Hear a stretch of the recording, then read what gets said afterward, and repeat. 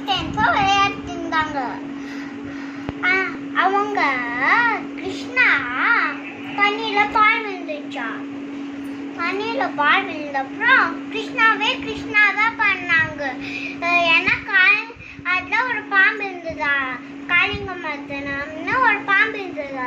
காளிங்கான அந்த பாம்பு இருந்தது.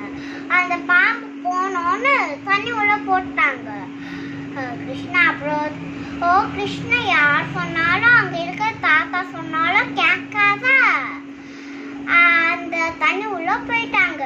அப்புறம் கிருஷ்ணாக்கும் காளிந்தாக்கும் சண்டை நடந்தது. அப்புறம் கிருஷ்ணா தான் ஜெயிச்சாங்க. அப்புறம்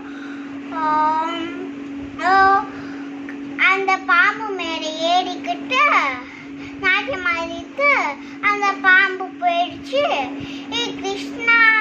கிருஷ்ணாவோட கால் அந்த தண்ணியில பத்த உடனே அதுல இருக்கிற பூவெல்லாம் விரிஞ்சு போய் அப்புறம் அந்த தண்ணியும் அந்த விஷம் எல்லாம் போயிட்டு கிளீனா ஆயிடுச்சு அந்த தண்ணி.